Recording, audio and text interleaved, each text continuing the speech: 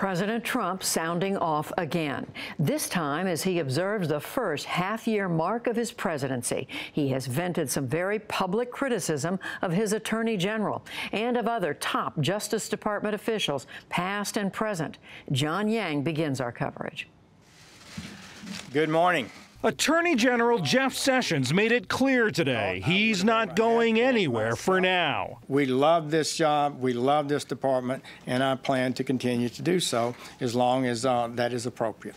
That came after President Trump's sharp rebuke of Sessions in a New York Times interview for disqualifying himself from the Russia investigation. How do you take a job and then recuse yourself? If he would have recused himself before the job, I would have said, thanks, Jeff, but I can't, I'm not going to take you.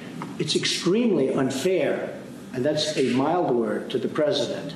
Mr. Trump also said Sessions gave some bad answers in his Senate confirmation hearing when he failed to disclose meetings with the Russian ambassador. While the White House said the president still has confidence in Sessions, Mr. Trump's comments mark a public break from one of his earliest supporters. It also suggests that Mr. Trump's anger with Sessions is still fresh more than 4 months after the Attorney General recused himself.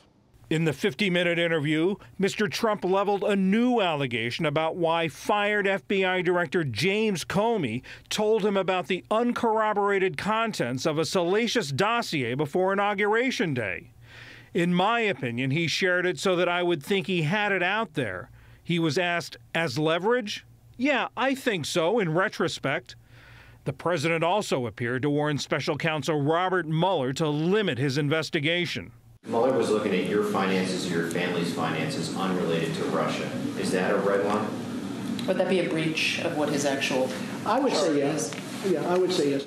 Could Mueller's investigation go there? Greg Farrell's a Bloomberg News investigative reporter. That's what this is all about. They have to look into Trump's own finances and see if there's been any unusual benefit beyond the purchase of apartments, if there's anything unusual about all the business transactions that have taken place over many years between Russian nationals and him. Although the White House said the president does not intend to fire Mueller, his comments raised red flags for some Senate Judiciary Committee Democrats. What we're watching is a obstruction of justice case unfolding in real time right before our eyes, with the President of the United States trying to set limits on a legitimate investigation. Mueller has a right to investigate this, and he was given that authority by the Justice Department, and he reports to the Justice Department and not to the President of the United States. Committee Chairman Chuck Grassley said he was not worried. As I know, Mueller, over 13 or how many years he was head of the FBI, he's going to do his job, and that's all that matters. Grassley said Donald Trump Jr. and former Trump campaign chairman Paul Manafort have not yet responded to his request that they testify next week and that he'll subpoena them if necessary. For the PBS NewsHour, I'm John Yang. We'll explore some of the implications of the president's comments after the news summary.